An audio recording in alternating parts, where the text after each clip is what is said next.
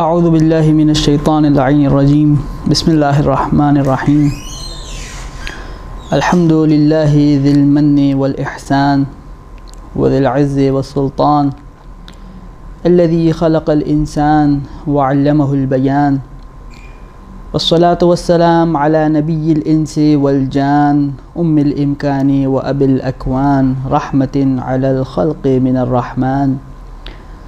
وعلى آله الذين هم خلفاء الرب المنان لا سيما بقية الله الذي هو صاحب الزمان واللعنة الدائمة على أعدائهم من الآن إلى آخر الزمان. أما بعد فقد قال الرحمن في القرآن بسم الله الرحمن الرحيم قل لا أسألكم عليه أجرا إلا المودة في القربى. عزاداران سید الشہداء، ماہ محرم کی آمد ہے اور اس سلسلے میں اس گفتگو کا عنوان مودت اہل بیت اور عزاداری کا تعلق ہے. جس آیہ کریمہ کو سرنامہ سخن کے طور پہ آپ کی خدمت میں پیش کیا، آیہ مودت کے نام سے مشہور آیت سورہ شورى آیت کا نشان 23. ارشاد رب العزت ہوتا ہے قل لا اسألکم علیہ اجرا الا المودۃ فی القربى. اے رسول، آپ کہہ دیجئے مسلمانوں سے کہ لا اسألکم علیہ اجرا، یہ جو کار رسالت میں نے انجام دے رکھا ہے، تم تک دین اسلام پہنچایا ہے، تمہیں حلال اور حرام کی تعلیم دی ہے، تمہیں واجبات اور محرمات کے بارے میں بتلایا ہے، تمہیں زندگی گزارنے کے آداب سکھلائے ہیں، تمہیں بندگی نبھانے کا طریقہ بتایا ہے، اس سب کے بدلے، اس سب کے عوض میں کسی چیز کا تقاضا نہیں کرتا الا المودۃ فی القربى، سوائے اس کے کہ تم میرے رشتہ داروں سے محبت کرو، میرے اہل بیت سے محبت کرو. اس گفتگو کے ابتدا میں نوجوان ساتھیوں کے لیے بات کو واضح کرنے کے لیے میں ایک مثال کا سہارا لوں گا اور پھر مودت اہل بیت پہ گفتگو کرتے ہوئے عزاداری سے اس کے تعلق کو بیان کرنے کی کوشش کی جائے گی. فرض کر لیجئے کہ ایک شخص سفید لباس خریدے، اس لباس کو سلوانے کے بعد اس نئے لباس کو زیب تن کرے، اس پر عطر لگائے، خوشبو لگائے، وضو کرے، مسجد میں جائے، تربت سید الشہداء کی سجدگاہ لے، تمام تر توجہات کے ساتھ، خشوع و خضوع کے ساتھ خدا کے گھر میں قبر حسین کی مٹی کو سامنے رکھ کر تکبیرۃ الاحرام کہے اور نماز میں مشغول ہو جائے. اگر آپ سے سوال کیا جائے کہ اس شخص کا یہ عمل کیسا ہے، خدا اسے اس عمل کے بدلے کیا کوئی جزا دے گا یا نہیں دے گا، تو یقیناً جواب یہ ہوگا کہ نہایت بہترین عمل ہے. اس شخص نے سفید لباس کو منتخب کیا جو کہ نمازی کے لیے مستحب ہے، اس پر خوشبو لگائی جو کہ نمازی کے لیے مستحب ہے، طہارت حاصل کر کے مسجد میں گیا جو کہ مسجد میں جانا خود ایک مستحب عمل ہے، قبر سید الشہداء کی تربت کو سجدگاہ بنایا جو کہ خود ایک مستحب عمل ہے، اور خدا کے گھر میں خدا کی نماز بجا لا رہا ہے، تو یقیناً یہ عمل ایک بہترین عمل ہے، ایک قابل تعریف عمل ہے، اور بارگاہ خداوندی کے ہاں اس عمل پر بے حد اجر و ثواب دیا جائے گا. اور یہ بات بالکل درست ہوگی. لیکن اگر اس مثال میں ایک قید کا اضافہ کر دیا جائے، اور وہ یہ کہ یہی شخص ہے، وہی سفید کپڑا ہے، خوشبو لگائی ہے، مسجد میں گیا ہے، قبر سید الشہداء کی مٹی ہے، خشوع اور خضوع ہے، نماز میں مصروف ہے، لیکن جب اس شخص نے یہ لباس خریدا تھا تو لباس کا معاوضہ اس کی قیمت ادا نہیں کی، دکاندار نے اس سے قیمت کا مطالبہ کیا، اس نے قیمت ادا نہیں کی اور وہی غصبی سفید لباس سلوا کر عطر لگا کر مسجد میں جا کر قبر سید الشہداء کی مٹی کی سجدگاہ بنا کر یہ نماز میں مصروف ہو چکا ہے۔ اب اگر سوال کیا جائے کہ آپ کے خیال سے اس شخص کا یہ عمل کیسا عمل ہے، تو یقیناً آپ کا جواب یہ ہوگا کہ یہ عمل قطعی طور پہ ثواب کا سبب نہیں ہے۔ کیوں؟ شخص وہی شخص ہے، وہی سفید لباس ہے، وہی خوشبو ہے، وہی مسجد چل کر جانا ہے، وہی قبر سید الشہداء کی سجدگاہ ہے، اتنے ہی خشوع اور خضوع کے ساتھ مصروف نماز ہے، لیکن ایسا کیوں ہے کہ پہلے سوال میں اس شخص کا عمل بے حد قابل تعریف شمار ہو رہا تھا اور دوسرے سوال میں اس شخص کے عمل کو بے قدر اور بے اہمیت بلکہ ایک غیر مناسب عمل قرار دیا جائے گا؟ جواب صرف ایک ہے، اور وہ یہ کہ جب پچھلے سوال میں یہ شخص نماز پڑھ رہا تھا تو جس لباس سے اس نے اپنے جسم کو چھپا رکھا تھا، نماز کے دوران وہ لباس مباح تھا، اس کی قیمت اور معاوضہ ادا کیا جا چکا تھا، اور یہی شخص دوسرے سوال میں جس لباس کو زیب تن کر کے نماز پڑھ رہا ہے وہ لباس غصبی ہے، جس سے اس نے اپنا جسم چھپا رکھا ہے، اس کا معاوضہ ادا نہیں کیا گیا، لہٰذا اس کی پوری نماز باطل۔ نہ صرف نماز باطل بلکہ اس لباس کو پہننا خود ایک حرام کام۔ اب اگر یہ مثال واضح ہو گئی ہو تو ایک مرتبہ پھر ہم آیت کی طرف بڑھتے ہیں۔ پاک پروردگار اپنے نبی کو حکم دے رہا ہے کہ اے محمد مصطفیٰ، ان مسلمانوں سے کہہ دیجئے کہ جو بھی میں نے تمہیں حلال و حرام سکھلائے، آداب و اخلاق بتلائے، جو بھی طریقہ کار زندگی گزارنے کا تم تک میں نے پہنچایا، اس سب کی ان تمام باتوں کے اجر رسالت کے طور پہ میں تم سے کیا چاہتا ہوں؟ ان تمام باتوں کے اجر رسالت کے طور پہ میں تم سے یہ چاہتا ہوں کہ تم میرے رشتہ داروں سے محبت کرو۔ اب اگر کوئی اہل بیت محمد سے محبت کرتے ہوئے اس اسلام کے لباس کو پہن کر نماز پڑھے، روزہ رکھے، حج ادا کرے، خمس و زکوٰۃ دے، تو اس کی یہ تمام تر عبادات صحیح بھی ہوں گی، قابل تعریف بھی ہوں گی اور باعث ثواب بھی ہوں گی۔ لیکن جو اسلام کا لبادہ اوڑھ کر مسلمان ان عبادتوں کو انجام دے رہا ہے، اگر اس لباس کی اجرت، اس لباس کی قیمت، اس لباس کا معاوضہ جو محبت اہل بیت ہے وہ اس نے ادا نہ کر رکھا ہو، تو یہ غصبی لباس اسلام میں انجام دی جانے والی عبادتیں ہوں گی، جنہیں نہ صرف اچھا کام نہیں کہا جائے گا، نہ صرف یہ کہ وہ باعث ثواب نہیں ہوں گی، بلکہ غصبی لباس پہننے کے سبب سے اس شخص کو عقاب اور عذاب کا بھی سامنا کرنا پڑے گا۔ اور یہی وہ بات ہے جو ہمیں حدیث رسول صلی اللہ علیہ وآلہ وسلم میں ملتی ہے کہ ایک روز ختمی مرتبت نے اپنے بھائی علی مرتضیٰ کو خطاب کرتے ہوئے فرمایا کہ لو ان عبدا عبد اللہ ما قام نوح فی قومہ، اے علی، اگر ایک شخص خدا کی اتنی عبادت کرے، اتنے سال عبادت کرے جتنے سال نوح نے اپنی قوم میں تبلیغ کی، وَكَانَ لَهُ مِثْلُ أُحُدٍ ذَهَبًا فَأَنفَقَهُ فِي سَبِيلِ اللَّهِ، اور اس کے پاس احد کے پہاڑ کی مقدار کے برابر سونا ہو اور وہ تمام کا تمام سونا راہ خدا میں انفاق کر دے، وَمُدَّ فِي عُمُرِهِ، اس کی عمر طولانی ہو جائے،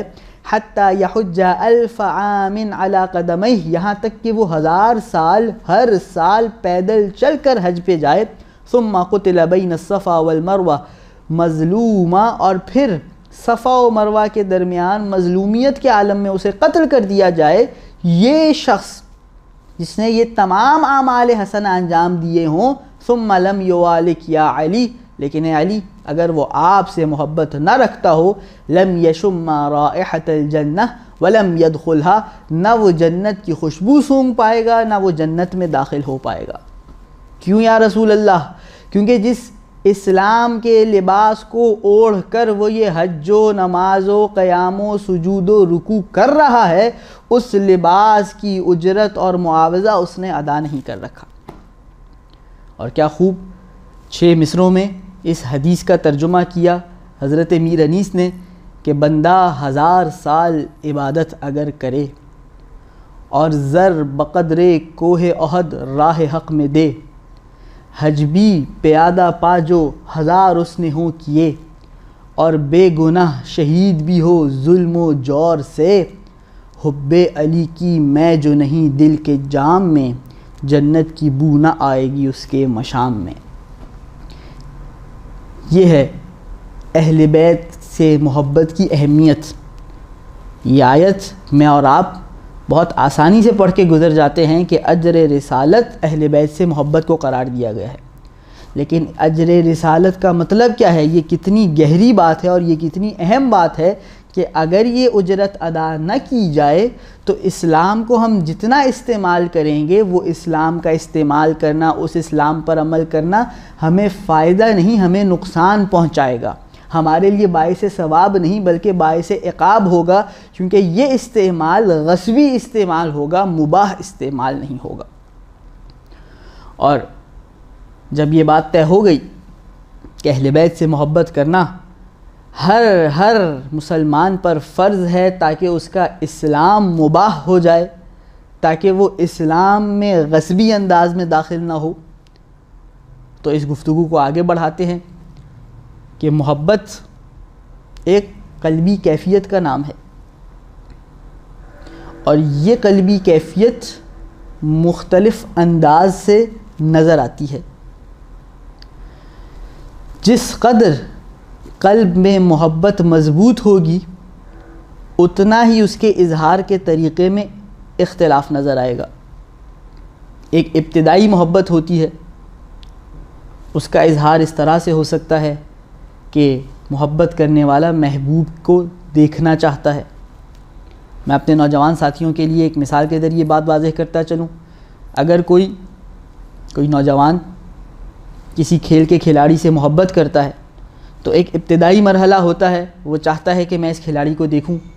جب اس کھلاڑی کا کوئی میچ ہوتا ہے وہ محبت کرنے والا اس کو دیکھتا ہے، اس سے بڑھ کر وہ اس کی کوئی تصویر اپنے کمرے میں لگا لیتا ہے۔ یہ ایک محبت کا مرحلہ ہے۔ اور جب ہمیں اہل بیت سے محبت کرنی ہے تو یہ مرحلہ بھی ہمارے لیے لازم ہے کہ ہمارے دل میں یہ تڑپ ہو، یہ تمنا ہو کہ دیدار رخ اہل بیت ہمیں ہو جائے۔ اب زمانے کا ستم ہم پر یہ رہا کہ ہم اہل بیت جو ائمہ علیہم السلام 11 ائمہ علیہم السلام تھے، ان کے زمانے میں ہم تھے نہیں کہ ان کی زیارت کر سکیں،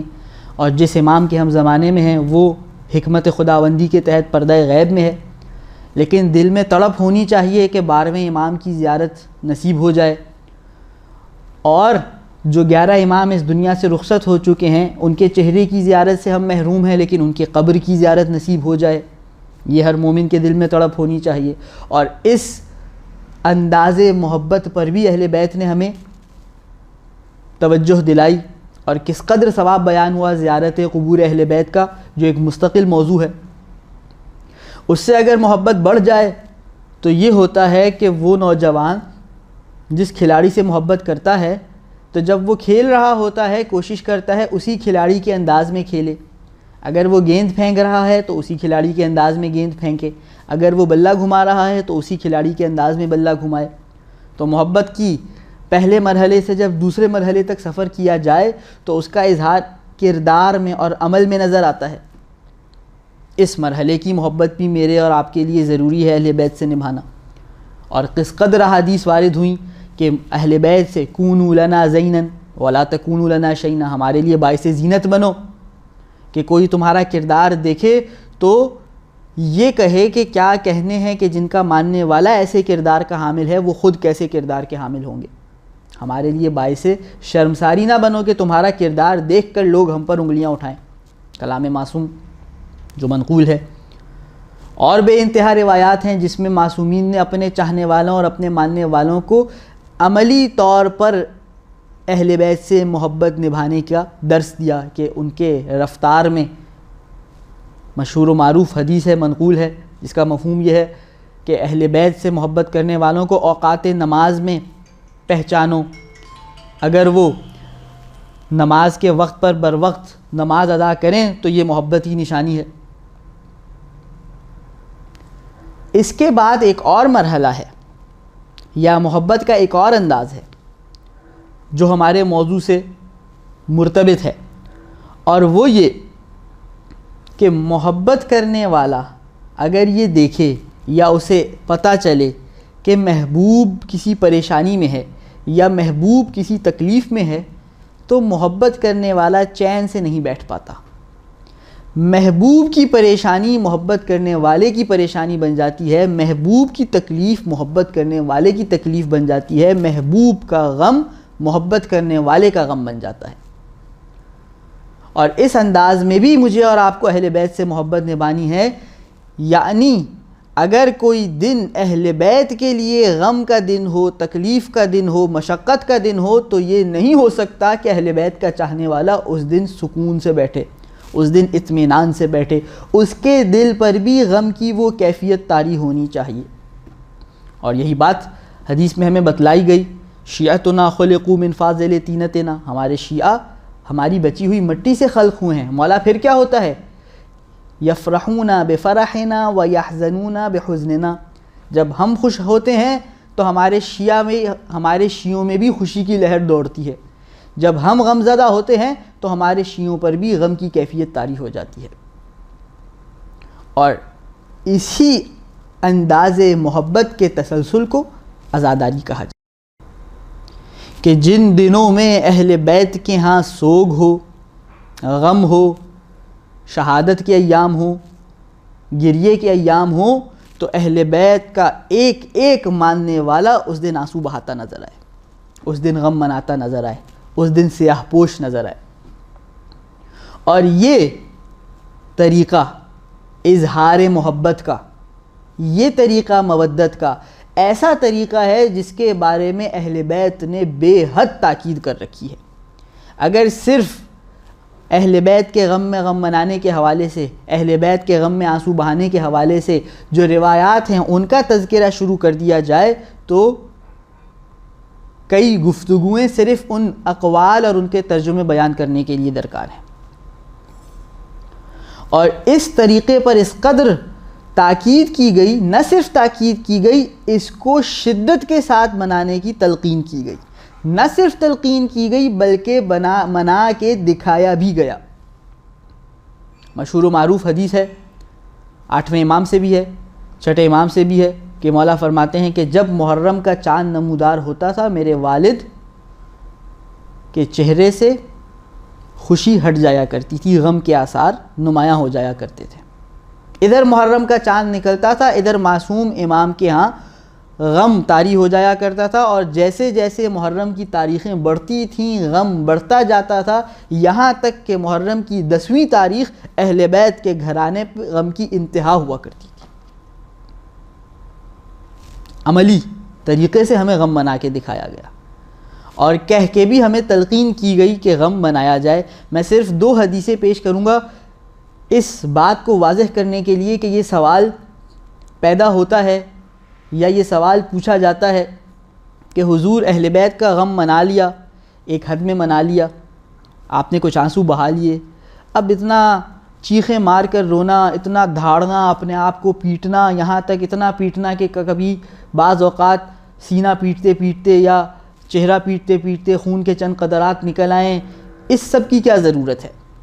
سوال پوچھنے والے یہ سوال پوچھتے ہیں، اور افسوس اس بات کا ہے کہ غیر تو غیر اپنے بھی یہ سوال پوچھتے ہیں. تو اس کا جواب یہ ہے کہ محبت جس قدر مضبوط ہوتی ہے غم بھی اتنا ہی زیادہ منایا جاتا ہے. محبت جس قدر مضبوط ہوتی ہے غم بھی اتنا ہی زیادہ منایا جاتا ہے. اگر کسی شخص کا کوئی دور کا رشتہ دار انتقال کر جائے تو وہ یقیناً غمزدہ ہوگا، لیکن اس کے غم کا اتنا اس کا غم اتنا زیادہ نہیں ہوگا کہ وہ اپنے روزمرہ زندگی کے کام کاج چھوڑ دے۔ اگر کسی قریبی رشتہ دار کی موت واقع ہو جائے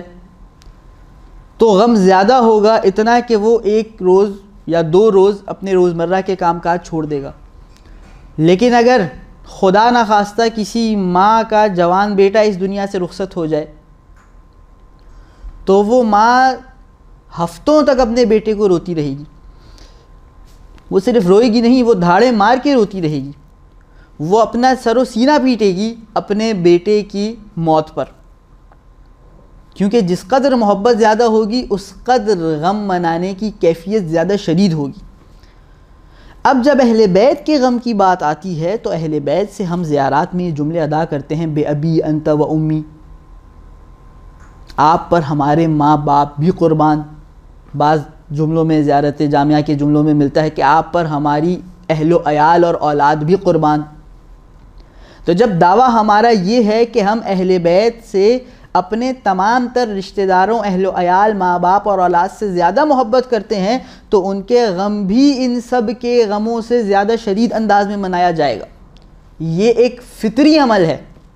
اس پر انگلی نہیں اٹھائی جا سکتی۔ انسان کی فطرت کا تقاضا یہ ہے کہ جب وہ محبت سب سے زیادہ کرتا ہے تو غم بھی سب سے زیادہ شدت سے انہی کا منایا جائے گا، اور یہ اسی کا عملی انداز ہے کہ اگر کسی کی ماں مر جائے تو 10 12 15 سال بعد وہ اس کا غم منانا چھوڑ دیتا ہے، لیکن اہل بیت سے ہمیں اس قدر محبت ہے کہ آج 1400 سال بعد بھی ہم ان کی عزاداری کیا کرتے ہیں۔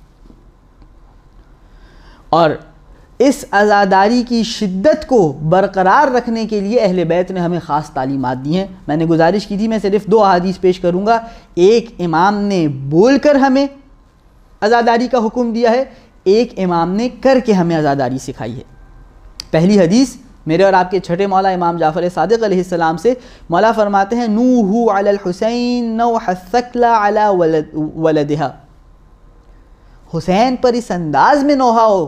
زاری کرو جس طرح ایک بوڑھی ماں اپنے بیٹے پر نوحہ زاری کرتی ہے، گریہ زاری کرتی ہے۔ یہ مولا نے ہمیں کہہ کے بتلایا کہ دیکھو دنیا کی شدید ترین محبت ماں اور بیٹے کی ہوتی ہے،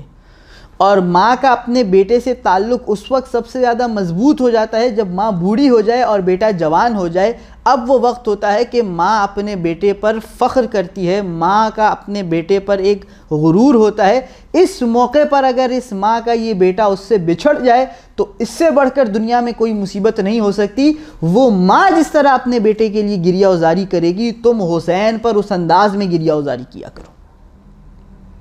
یہ ہمیں مولا نے سکھلایا۔ اب اگر ہم اپنے آپ کو مولا کا چاہنے والا اور ماننے والا کہتے ہیں تو فرض ہے ہم پر کہ مولا کے کہے کے مطابق اسی انداز میں غم منائیں۔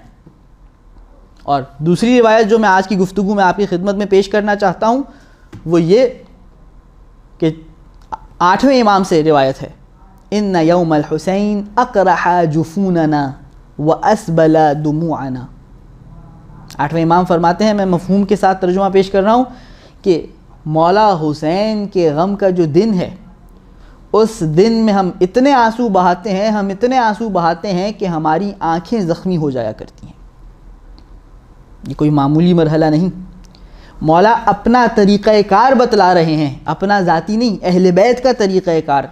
جمع کی ضمیر استعمال ہوئی ہے، اقرہا جفوننا، ہم اہل بیت اس انداز میں غم منایا کرتے ہیں کہ اتنا گریہ کرتے ہیں کہ آنکھیں زخمی ہو جائیں۔ یہ ہے اہل بیت اور بالخصوص امام حسین کا غم منانے کا انداز جو اہل بیت کے ہاں رائج تھا۔ اور دعائے ندبہ کے مشہور و معروف جملے میرے اور آپ کے زمانے کے امام کیا فرماتے ہیں، لَأَنْدُبَنَّكَ صَبَاحًا وَمَسَاءً، اے میرے جد، اے سید الشہداء، میں صبح و شام آپ پر ندبہ کرتا ہوں، میں صبح و شام آپ کو یاد کر کے گریہ کرتا ہوں۔ وَلَأَبْكِيَنَّ عَلَيْكَ بَدَلَ الدُّمُوعِ دَمًا، اور اے میرے جد میں آپ پر آنسو نہیں، میں آپ پر خون بہا کر گریہ کرتا ہوں۔ یہ وہ انداز ہے جس انداز سے عزاداری کرنے کا ہمیں اہل بیت نے حکم دیا۔ تو اب جو بھی اس گفتگو کو میں سمیٹوں، مودت اہل بیت اور عزاداری کا تعلق، مودت اہل بیت کا ہمیں حکم دیا گیا اور اسے اجر رسالت قرار دیا گیا کہ جس کے انجام دینے کے بغیر ہماری کوئی عبادت قبول نہ ہو پائے گی، اور اس مودت کا ایک طریقہ یا ایک رخ یا ایک جھلک یہ ہے کہ جب محبوب غمزدہ ہو تو محبت کرنے والا بھی غمزدہ ہو، اور جتنی محبت مضبوط ہوگی اتنا شدید غم منایا جائے گا۔ اور جب یہ ہم نے طے کر لیا کہ ہم اہل بیت کو اپنے قریبی ترین لوگوں سے بھی زیادہ چاہتے ہیں تو ان کا غم بھی اتنا شدید بنائیں گے جتنا ہم اپنے قریبی لوگوں کا بناتے ہیں، بلکہ جتنا ہم اپنے ماں یا بیٹے کے مرنے پہ غم مناتے ہیں اس سے زیادہ شدت سے غم ہم اہل بیت کا منائیں گے۔ اور یہ عین فطری عمل ہے، فطرت کا تقاضا ہے، اور اس کے ساتھ ساتھ اس پر اہل بیت علیہم السلام نے نہ صرف ہمیں کہہ کر ترغیب دلائی بلکہ عملی طور پہ کر کے ہمیں یہ غم منا کے دکھایا کہ اس انداز میں غم مناؤ ہمارے جد سید الشہداء کے شہادت کے ایام میں۔ آخر میں پاک پروردگار کی بارگاہ میں دست بدعا ہیں کہ پالنے والے ہم سب کو دنیا میں عزادار حسین سید الشہداء رہنے کی توفیق عنایت فرما۔ پالنے والے ہمیں عزادار اس دنیا سے اٹھا، اور پالنے والے محشر کے روز جب تو عزاداروں کو حسین کی خاص شفاعت دے رہا ہوگا، جب تو عزاداروں کے حق میں حسین کی خاص شفاعت قبول کر رہا ہوگا، پالنے والے ہمارا نام بھی اس فہرست میں شامل فرما۔ وآخر دعوانا ان الحمد للہ رب العالمین۔ اللہم صلی علی محمد وآل محمد وعجل فرجہم واحشرنا معہم۔